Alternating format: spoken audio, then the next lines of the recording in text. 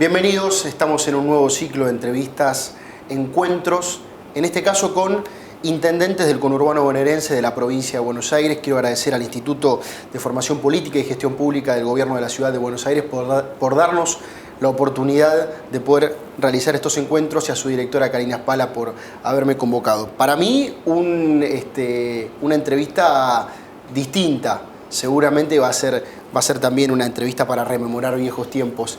Estamos junto al intendente de Lanús, Néstor Grindetti. Gracias por estar. No, por favor, un gusto. Gracias por la invitación. Vamos a saber y a conocer quién es Néstor Grindetti en este breve video. Néstor Grindetti es intendente de Lanús de Juntos por el Cambio. En 2019 logró una histórica elección y revalidó su mandato por 4 años más en el siempre difícil conurbano bonaerense, corazón del voto peronista en la provincia de Buenos Aires. Fue ministro de Hacienda de Mauricio Macri en la ciudad y director del Banco Ciudad en el año 2005. Nació en el barrio de Villa Atlántida, en Lanús Oeste. Papá de Pablo y Laura, abuelo de Ámbar, actuario de profesión, hincha fanático de Independiente y socio vitalicio del Club Lanús. Aficionado a la fotografía, amante de las películas de Fellini, el asado y el vino tinto integran su menú perfecto. Hoy entrevistamos a Néstor Grindetti. Néstor, yo quiero arrancar la entrevista evocando un poco tu libro, que tengo acá en la mano, que es el de las veredas de Villa Atlántida, Sí. que escribiste allá en el 2013, 2014, ¿no? Claro, con Mónica Corvini, que era una amiga de la época en que los dos éramos muy chicos. Voy a leer una frase para que sea como disparador. Dice: mi barrio de la infancia estuvo plagado de tilines que paseaban por la esquina de Udaondo y Resistencia a la hora de la siesta. Entre los cazamariposas que armábamos en el fondo de las casas o con ramas de los paraísos, sentados en el cordón de la vereda. Contame un poco de Villa Atlántida. ¿Dónde queda? ¿Qué es? La Villa Atlántida está ahí a unas pocas cuadras del centro de Lanús, pero es muy barrio, y más en aquella época, barrio de inmigrantes, la mayoría de la generación de mis abuelos italianos y españoles, y en esa época en la cual escribimos con Mónica, que teníamos, digamos, fue hasta la adolescencia, era un barrio donde vivíamos en la calle. O sea, realmente era una cosa, era muy seguro, los vecinos muy amigos, y los pibes vivíamos de alguna forma vagueando. Estábamos jugando al fútbol o a los juegos que se jugaban en esa época, pero fundamentalmente había una gran fraternidad entre los vecinos. Esas mesas largas en la calle en la Navidad, ¿no? Donde cada vecino llevaba lo suyo, compartía. Efectivamente, se armaba en las Navidades, en el Año Nuevo fundamentalmente, baile en la calle, carnaval también, cada uno sacaba algo, se armaba, porque lo que hay que entender es que todas esas casas de esa esquina, de esa cuadra, la construyeron, como te decía, la generación de mis abuelos. Entonces todos construyeron la casa en ese momento, todos con muchísimo esfuerzo. Entonces eran todos muy amigos, porque todos se ayudaban unos a otros. Es más, las casas se comunicaban unas contra otras hacia el fondo. Y estaba el club de barrio, ¿no? Ese Villa Atlántida. Ese club Villa Atlántida, claro. Donde se concurría mucha gente. El club Villa Atlántida tenía también con el esfuerzo ahí ya de la generación de mis viejos, y se hizo una pileta de natación, y es la pileta del barrio. Ahí justamente íbamos con Mónica y con muchos otros más. Creo que hay alguna referencia, hacemos a Villa Atlántida en el libro. Fue el club de barrio donde nos criamos todos. Pasando de esa infancia, de esos cazamariposas, de esos primeros juegos, ya a la juventud, terminaste la secundaria, empezaste a estudiar y estudiaste una carrera que a priori es rara, ¿no? O por lo menos es rara para el común de la gente. Actuario, ¿qué es eso? Actuario es una carrera, una de las 4 carreras en ciencias económicas, que para poder resumirlo tiene una fuerte formación en matemática, en estadística, sobre todo matemática financiera. Tiene su origen en la necesidad de calcular reservas matemáticas para la estabilidad de las compañías de seguro. Yo nunca trabajé en eso, siempre me dediqué al área financiera y bueno, fue una muy buena base para mí. Pero efectivamente, todo el periodo, o gran parte del periodo de la facultad, yo vivía en Villa Atlántida, así que había que viajar hasta la facultad. ¿Tomarse el bondi o el tren, ir hasta Constitución? Tomaba el bondi, como además trabajaba, me iba en realidad me iba en bondi al centro, después iba a la facultad y cuando volvía, que era muy tarde, volvía en tren hasta la estación y de ahí me tomaba el colectivo hasta mi casa, todo un tema. Y mira, muchas veces me ha pasado de volver de la estación, que deben ser unas 15, 16 cuadras hasta mi barrio, caminando a las 12 de la noche, 12 y media de la noche, no pasaba absolutamente nada, era muy seguro. Eso que añora el vecino, ¿no? Esos momentos sí, previos. Esa tranquilidad que se vivía en esa época donde nadie podía pensar que por caminar a esa hora alguien te iba a asaltar. Bueno, y es lo que venimos trabajando para tratar de llevar más seguridad al vecino, pero esa época era muy segura. Te llevo un poquito atrás, hablando de actuario, ¿vos querías ser actuario cuando eras pibe o de pronto entraste a la facultad y empezaste a mirar materia y dijiste, voy por acá? No, yo en realidad realmente tengo una admiración muy grande por una profesora mía de todo lo que era el área contable, me iba muy bien en todo lo que era el área contable en el secundario y entré a la facultad para estudiar contador. Okay. Y la verdad que la mitad de la carrera no me satisfacía mucho. La carrera de actuario, como vos decías recién, no la conocía, yo la conocí cuando estaba ahí ya en la facultad, entonces empecé a dudar ahí de seguir economía o actuario.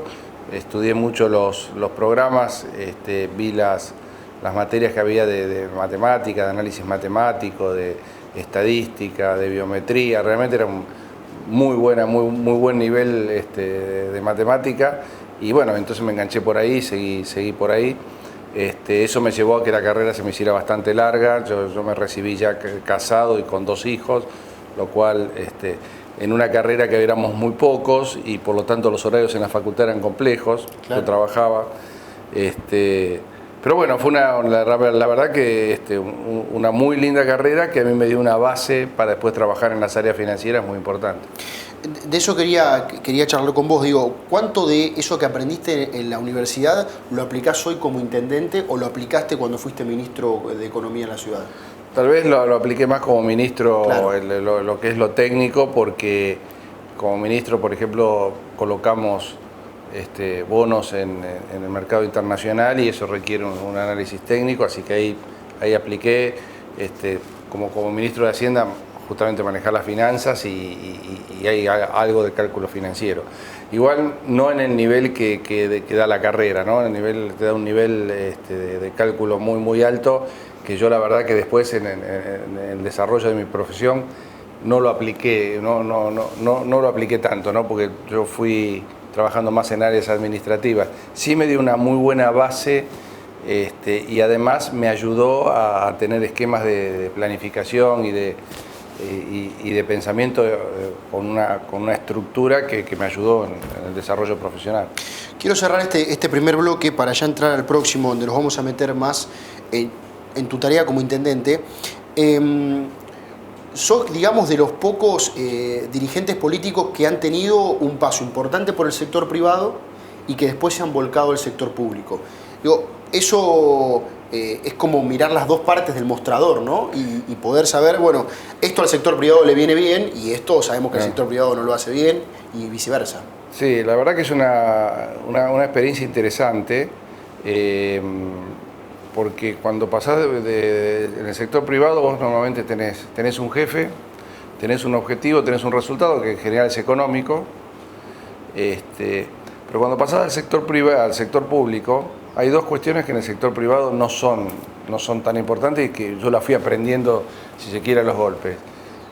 Uno es que en el sector público uno necesita buscar consensos, no es lineal, no lo arreglo con un jefe.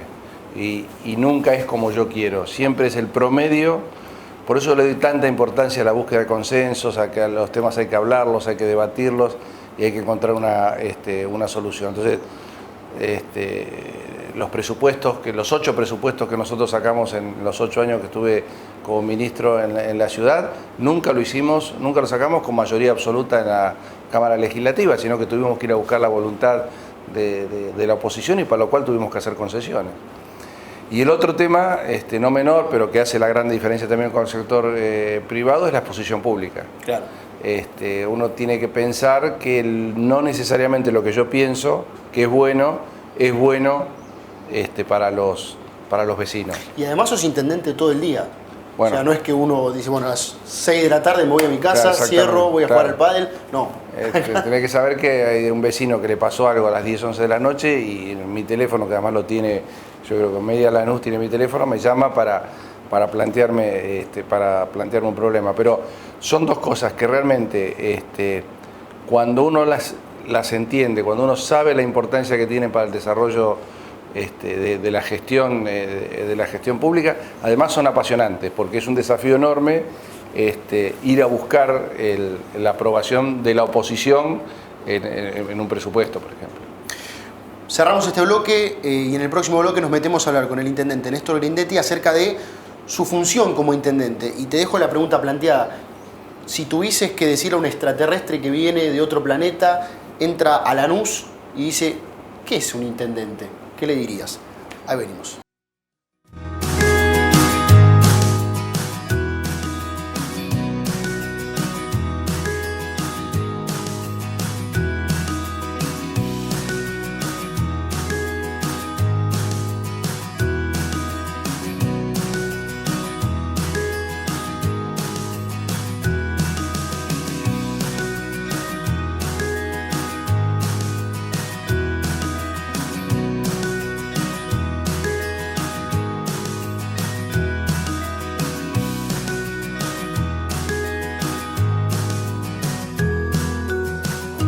Dejamos la pregunta planteada para el intendente Néstor Grindetti, que nos acompaña en este ciclo de entrevistas que estamos haciendo con distintos jefes comunales de la provincia de Buenos Aires y también con legisladores del gobierno nacional, de la ciudad, de la provincia.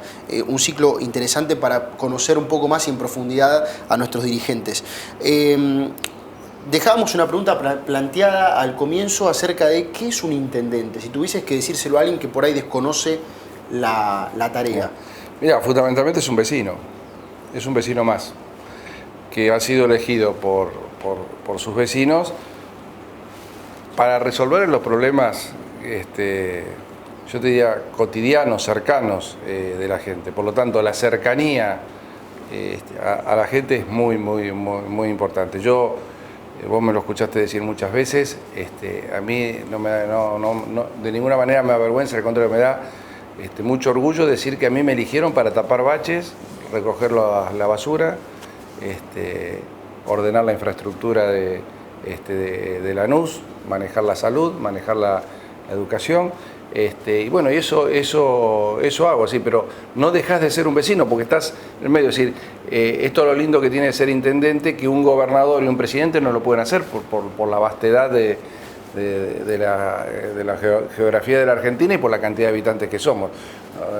Yo siempre pongo el ejemplo de los colegios. Yo puedo en un año visitar a todas las directoras de todos los colegios de Lanús. Eso no lo puede hacer el ministro de Educación de la provincia, no lo puede hacer fácticamente, digo, no es imposible y es lógico que así sea. Entonces, yo creo que es un vecino con responsabilidades de administración del municipio que sus propios vecinos que viven alrededor de él además le han delegado. Hablábamos hace un ratito de esa Lanús o ese barrio en el que naciste, de Villa Atlántida, que fue creciendo, que se fue transformando en una ciudad, ¿no? Que hoy tiene 500.000 habitantes y que es una de las ciudades más grandes de la Argentina, densamente poblada. Eso cambió, ¿no? Porque hoy el intendente no es solamente este ABL o este alumbrado barrio de limpieza, sino que son ciudades que se conectan con el mundo, que tienen relaciones. Es un entramado complejo el de hoy. Sí, yo estoy además propendiendo mucho a los vínculos ciudad-ciudad a nivel internacional, porque hay muchas experiencias para intercambiar, hay muchas cosas para ver en el mundo. Nosotros hemos hermanado a Lanús con ciudades en el mundo, porque los problemas que tenemos en las ciudades, las cuestiones que tenemos que resolver, si tienen que pasar por provincia y por nación para llegar a otra ciudad que también tiene que pasar por nación y por provincia, la burocracia es tan compleja que nunca terminamos de poder trabajar en conjunto. Por eso me parece que el tema ciudad-ciudad es realmente muy importante, se está dando mucho, hay muchos organismos internacionales que están trabajando ese tema, la ANUS está muy presente, nosotros tenemos mucho para ofrecer en términos productivos, en términos de exportación, en términos de conocimiento, y la verdad que aparte es realmente muy lindo, por ejemplo, hermanar a la ANUS, como estamos ahora, como hemos hecho el año pasado con una ciudad china, una cultura tan diferente y poder tomar de ellos las experiencias y viceversa, la verdad que es muy lindo, así que le estamos dando mucha importancia a eso. Y en ese marco la autonomía municipal, porque hoy de repente aparece que un municipio tiene incidencia, por ejemplo, en la seguridad, pero sin embargo las fuerzas de seguridad dependen de la provincia. Lo mismo pasa con las escuelas, lo mismo pasa con la salud. Digo, como que eso tendría que empezar a ir acompasado con los cambios que va pasando, ¿no? Totalmente, yo creo fervientemente en la autonomía municipal, creo que habría que todavía profundizarla más. Mi idea desde siempre, desde que estoy en esto, desde que analizo la ANUS, es que la política educativa, que tiene que ver con cuestiones pedagógicas, la política de salud, que tiene que ver con cuestiones epidemiológicas, y la política de seguridad, que tiene que ver con investigación y con estrategia, la tiene que fijar la provincia.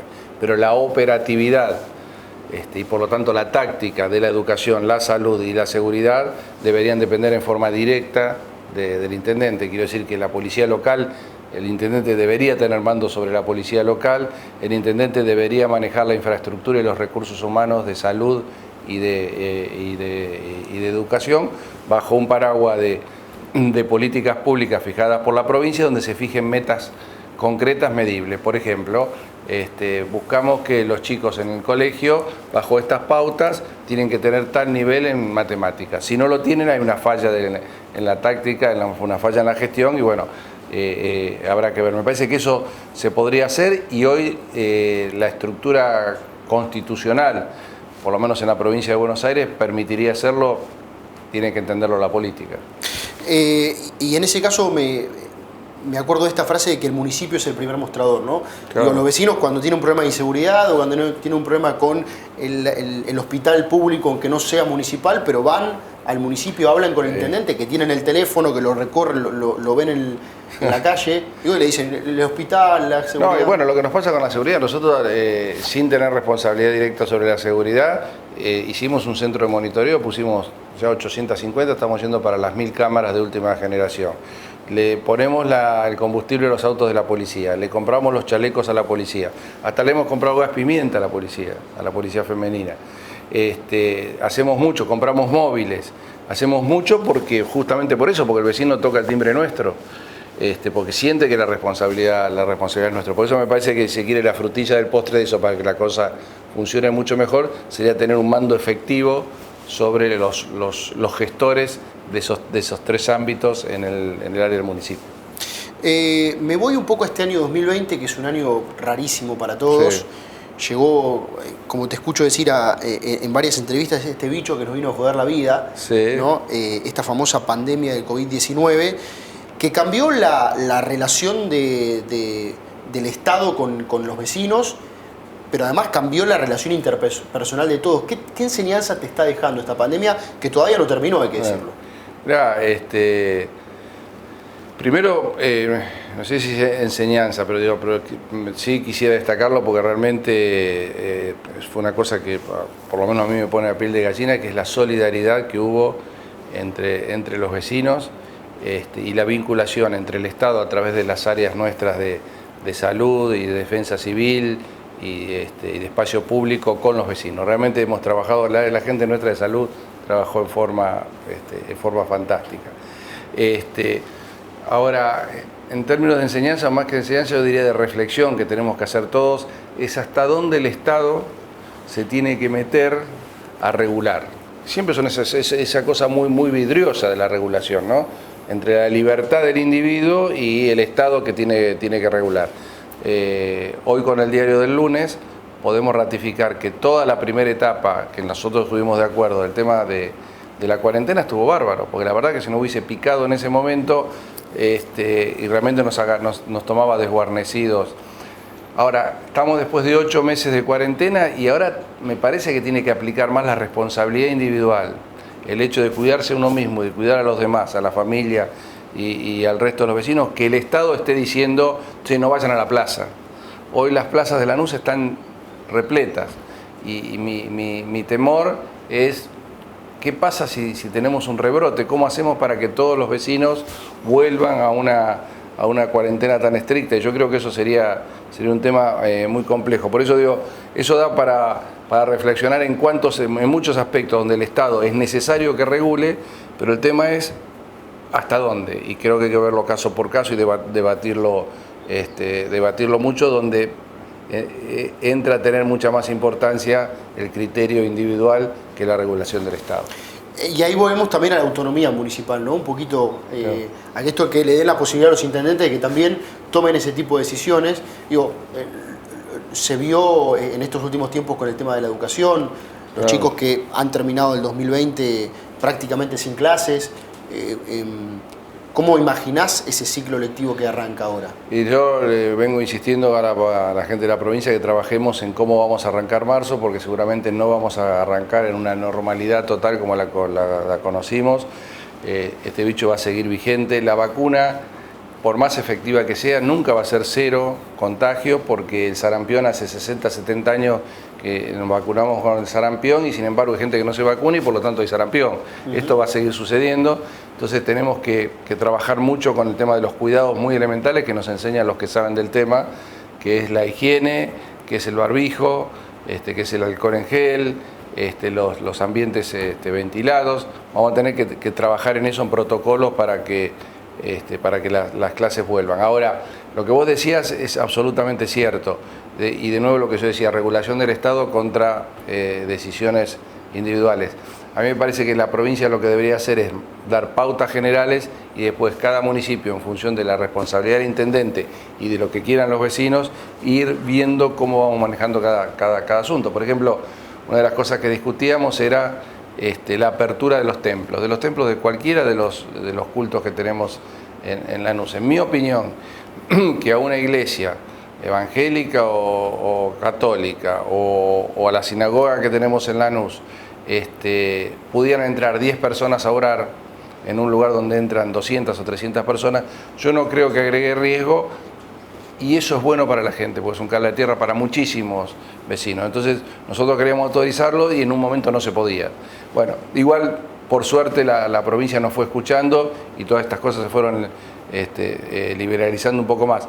Pero tenemos que seguir muy atentos, no tenemos que perder de vista que esto no terminó. Lanús estamos muy por debajo de lo que estuvimos en el pico de la pandemia, pero todavía estamos, así que tenemos que tener mucho cuidado. Hacemos un alto y un cierre de este bloque para meternos en un ratito en miradas más allá del barrio. Quiero hablar un poco del conurbano, de esta deuda social que tiene el conurbano con una importante cantidad de gente. Quiero hablar también de la provincia, cómo ves a la provincia, si es viable o no es viable, no hablando del gobierno de la provincia, sino de la provincia como estructura, ¿no? Y después obviamente un poco del país y cerramos con un ping-pong final. Ahí venimos, dale.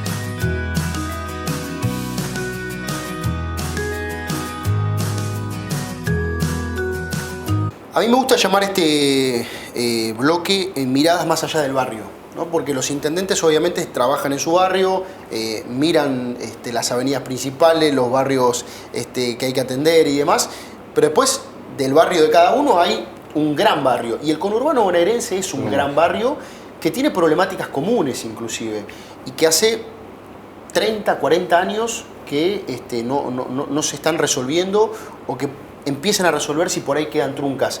¿Es viable este conurbano que tenemos? ¿Cómo lo ves? No, términos de viabilidad, si llamamos viabilidad a tener lugares para vivir, tanto casas como espacio público dignos, no es viable. Crecer como está creciendo no hace sentido y va a ser muy difícil para los estados futuros administrar eso. Yo creo que la primera cuestión que uno esperaría que suceda es que las economías regionales del país generen una atracción para que no tanta gente venga a buscar una alternativa de trabajo y de bienestar al conurbano. Y lo otro es la administración de lo que tenemos, que yo ahí hay una discusión muy interesante donde yo tomo partido por uno de los pensamientos. Uno es el que dice hagamos vivienda, hagamos mucha vivienda, y yo digo que por más que se haga mucha vivienda, la demanda es infinita. Claro. Y además, cuando uno hace viviendas y no alcanza para todos, termina siendo discrecional la distribución de esas viviendas. Entonces lo que hay que hacer es urbanizar los barrios, aquellos barrios que realmente no tienen una infraestructura digna, y nosotros lo digo y lo hemos hecho, así que no estoy diciendo nada nuevo ni nada que no se haya hecho. Hay que poner asfalto en los pasillos, hay que poner cloacas, hay que poner desagües pluviales, hay que poner luz y darles espacios comunes como son centros deportivos, incluso hemos hecho en algún lugar un anfiteatro, forma tal de que la vida barrial se desarrolle con mucha más dignidad. Eso te da un lugar de convivencia mucho más digno y entiendo yo genera un círculo virtuoso. Lo que no podemos hacer es seguir así como estamos, es decir, no hacer nada de nada, porque si no la cosa sigue creciendo y sigue creciendo muy mal. El conurbano forma parte de un gran barrio, más grande que esto es la provincia de Buenos Aires, que uno la ve, es muy vasta, tiene muchísima cantidad de habitantes, pero muchas diferencias entre sí. Digo, no es lo mismo Lanús que Azul o Torkins o Saliqueló. ¿Es posible que se reflote algún momento un proyecto para que esta provincia de Buenos Aires sea distinta, se porcione, tenga otras ciudades capitales? Mira, a mí me parece, la primera cuestión que hay que resolver es la económica, digamos. La provincia no puede ser viable en ninguna forma si no se le da a la provincia lo que le corresponde en términos de generación de ingresos por la generación de riqueza, ¿no? Es decir, en definitiva es restituirle de una forma ordenada y a través de la coparticipación el tema del fondo del conurbano y todo este dinero que se le quitó a la provincia en algún momento y ahora hay que devolverla. Claro que hay que devolvérsela sin quitársela a nadie, porque no es cuestión de agarrar y decirle le saco a la ciudad para darle a la provincia. Es la famosa frazada corta. Por eso, esto hay que ordenarlo dentro de lo que es la coparticipación. Primera cuestión, hay que hacer eso. Y después hay que efectivamente ver el tema regional, que no se puede manejar sentado desde La Plata, porque vos bien decías, una cosa es Carmen de Patagones, que prácticamente es la Patagonia, y otra cosa es Lomas de Zamora, y dentro del conurbano una cosa es Lanús y otra cosa es Vicente López, y una cosa es el centro de la provincia productivo y otra cosa es el sur. Es tan vasto, tan variado, que requiere políticas regionales y una, si se quiere, atención de la problemática particionada, Claro. no políticas generales para toda la provincia, porque es muy distinta. La dispersión geográfica, la cantidad de habitantes y la diversidad dentro de la dispersión geográfica la hacen una provincia que es muy difícil que uno pretenda manejarla sentado en un sillón en La Plata sin prestar atención a todo esto. ¿Y por qué crees que desde hace tanto tiempo no se dio esa discusión definitiva de decir, bueno, hagamos algo con esto, ¿no? Todos vemos más o menos que esto no funciona. Hay una cuestión que yo siempre resalto, ¿no? Si vos le preguntás a un habitante de Cosquín qué siente que es él en términos de pertenencia, te va a decir cordobés. Y si le preguntás a alguien de Pujato te va a decir yo soy santafesino. Cuando vos le preguntás a alguien de Lanús qué siente que es, te va a decir o lanusense o argentino, nunca te dice bonaerense. No hay un sentir bonaerense, justamente porque es muy dispersa. Claro. Entonces, una de las cosas que hay que generar desde la política es, digamos, la unidad, el concepto de bonaerense. ¿Por qué digo desde la política? Porque, por ejemplo, las elecciones se hacen siempre juntas, la de la provincia de Buenos Aires y la de la Nación. Entonces el gobernador, en definitiva, es alguien funcional al presidente y tendría que ser alguien funcional a lo que los bonaerenses eligen. Entonces una de las cosas que para mí hay que hacer es separar las elecciones de la provincia de Buenos Aires para que los bonaerenses elijan bonaerenses. Y a partir de ahí hay un montón de cosas que habría que hacer para que cuando alguien en Lanús le pregunten, ¿vos qué te sentís que soy? Yo soy bonaerense y vivo en Lanús.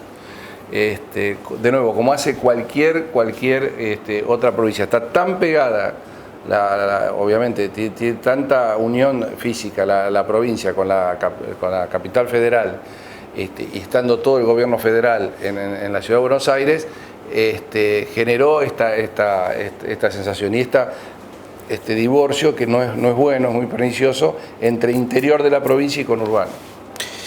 Te saco un poco de la provincia, te llevo un poco al país para hacer la última pregunta antes de ir al último bloque, que es un poco más intimista.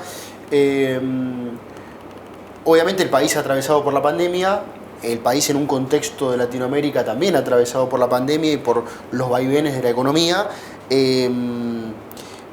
¿Qué esperás vos de este próximo año 2021 respecto del rumbo económico, social, político del país?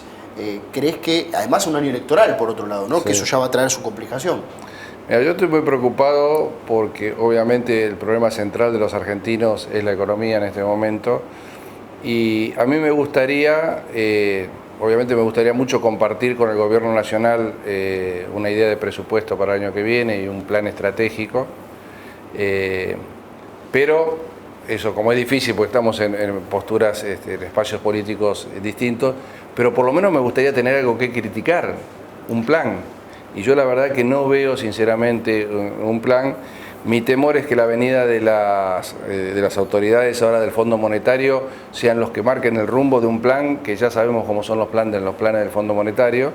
Entonces, la verdad que mi gran preocupación es la falta de un plan estratégico de hacia dónde queremos llevar a la Argentina. Yo, que me apasiona el tema del planeamiento estratégico, cuando doy charlas en ese sentido, digo que nadie compra un ticket de avión, un ticket de tren, si primero no sabe a dónde quiere ir de vacaciones. Esto que es obvio en el ejemplo de las vacaciones, parecería que no es tan obvio en la política y en la economía. ¿A dónde queremos llevar a este país? ¿Qué queremos hacer con esto? Y a partir de ahí hay que empezar a pesar medidas. Y está la estrategia y después está la táctica, que es el presupuesto. Y el presupuesto acá se maneja como algo que hay que cumplir rápido, al límite que se cometen errores garrafales, como en estos días que manda el diputado, se aprueba un presupuesto que le faltan hojas y lo manda a senadores y el senador lo vuelve. No. Si ni siquiera la herramienta la estamos manejando bien, bueno, es evidente que la estrategia tampoco. Hace unos días, y para terminar, entrevistamos a Álvaro González, al diputado nacional del PRO. Y una frase que Álvaro dijo en una entrevista me parece que cuadra también cuando uno te ve a vos en otras entrevistas o en público.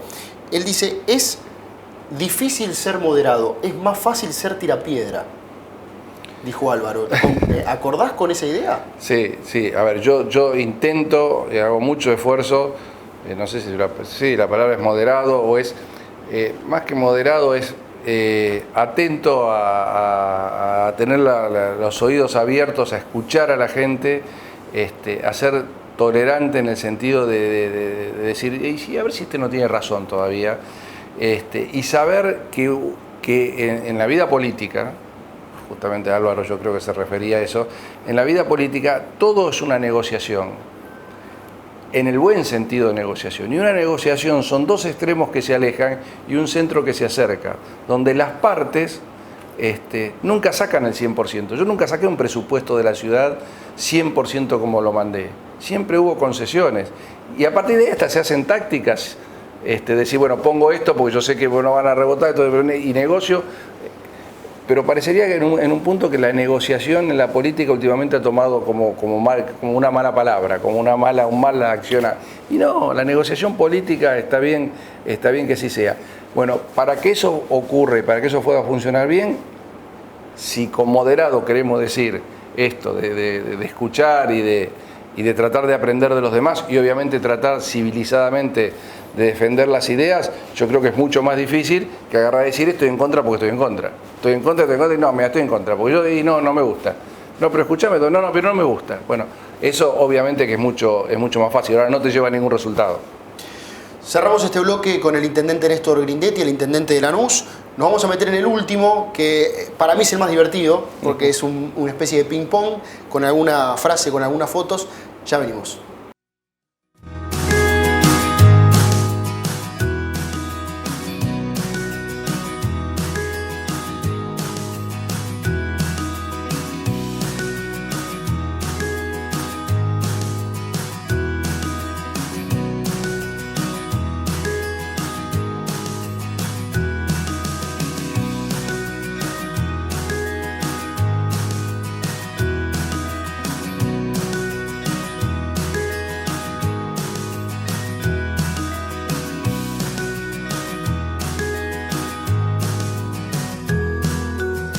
Voy a arrancar con esta foto que tengo acá. A ver si la ve el intendente. Esa es la foto del... Después la vamos a poner para que la vean todos. Del festejo cuando ganamos la segunda, este segundo mandato, que realmente fue una gran alegría porque habíamos perdido las PASO por una cantidad importante de votos y logramos darlo vuelta. Y lo dimos vuelta con cercanía y hablando con una cantidad infinita de vecinos, así que bueno, fue una gran alegría que ahí fue la explosión final. Con el champán y... Con el champán a lo ganador de Fórmula 1, digamos. Está muy bien. Fue una elección movilizante, ¿no?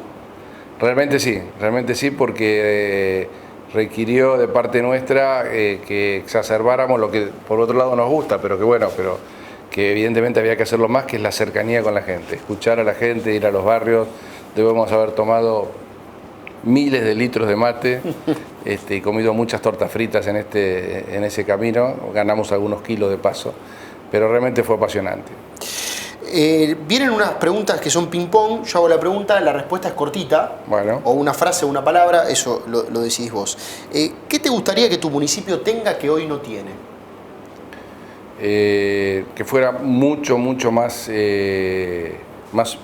limpio, más ordenado el espacio público. ¿Un aroma de tu barrio que te recuerde a Lanús? Ay, no me mataste porque no me voy a acordar el nombre, pero es el que se está dando en este momento en la primavera, es una florcita blanca que surge en los... Pero no me mataste con el nombre ahora. No. Pero es bueno, es bueno, lo voy a tener en cuenta. Justo este es el momento. ¿Un restaurante emblemático? ¿De Lanús? Sí. Bueno, emblemático para mí es por la historia, porque hoy hay muy lindos restaurantes, muy buenos en el centro gastronómico, pero el Ombú es un restaurante maravilloso. Sí, una parrilla para nunca, no podemos dejar de ir. No podemos dejar de ir, exactamente. ¿Un vecino destacado del barrio? Mira, yo te diría, muchos en el anonimato, muchísimo gente que vos ves que se mata por el barrio, pero... Si me apurás a que sea alguien conocido, yo creo que destacado tenemos que no ser anacrónicos para destacarlo, ¿no? Porque hay que ponerlo en su época, pero yo creo que Manolo Quindimil fue un vecino muy destacado y muy comprometido con Lanús. Como intendente, y vos tenés que recomendarle a otro intendente un libro para leer. Si mirá, este libro me ayudó en mi gestión o me inspiró. Yo te diría que en términos de lo que es la gestión municipal no hay, a lo mejor habría que escribir, entre todos los intendentes tendríamos que escribir alguno, porque no hay en ese sentido algo que realmente se refiera a los municipios. Por ahí, más que contestarte por el nombre de un libro, te digo, queda el compromiso entre varios intendentes de tener que escribir algo acerca de los municipios. Se lo voy a preguntar a los próximos intendentes. Dale, a ver si se copan con esa idea. Dentro de 20 años, vamos a poner el 2040, habrá otro intendente. Sí. Y si tenés la posibilidad de verlo en ese momento, ¿qué consejo le darías? que se acerque siempre a la gente, que no pierda el contacto con la gente, ya sea el contacto, por eso decía lo de anacronismo de Quindimil. Quindimil caminaba todos los días de la vida, caminaba por algún lugar, y todos los vecinos de Lanús alguna vez nos cruzamos con Manolo Quindimil. Yo intento hacer lo mismo en términos de cercanía, hoy la tecnología te lo permite hacerlo de otra forma, con lo cual podés llegar todavía más a más gente, bueno, de la forma que sea dentro de 20 años, lo que no hay que perder de ninguna manera, porque si no va al fracaso el intendente, es la cercanía con la gente. Cercanía es escucharlo cuando tiene un problema, festejar juntos cuando hay algo lindo y compartir un mate. Todo eso es cercanía, no es solamente una cosa de esas tres. Cierro con estas últimas dos. Una es una pregunta que vos le vas a dejar planteada al próximo entrevistado, o sea, al próximo intendente. Y después va a haber una especie de sinfín de preguntas y respuestas entre intendentes que se hacen entre sí. ¿Qué pregunta le harías? Una pregunta que me ayudaría a mí a... ¿Cómo hace para poder tener unos minutos en la semana, o en el mes, o en el año, donde realmente uno pueda decir, ahora no estoy pensando en el municipio. Okay. Ahora no estoy esperando que me llamen por teléfono porque pasó algo, ahora una cosa, realmente porque vos lo dijiste en un momento de la nota, y no lo digo como victimizándose, es una realidad. Uno acá está siempre pensando que algo va a venir. Entonces, yo poder disfrutar con mi nieta y que no estar pensando en algún problema de Lanús sería una gran felicidad. Bueno, a ver si alguno lo logró y cómo hace. Ok, y la última es, ¿qué es Lanús para vos en una frase? Y es toda mi vida y es el barrio. Mi vida y el barrio y mucho recuerdo y mucha nostalgia. Te dije 4 palabras. Muy bien. Néstor Grindetti nos acompañó hoy en este encuentro de intendentes organizado por el Instituto de Formación Política y Gestión Pública. Gracias. No, gracias a ustedes, gracias al Instituto.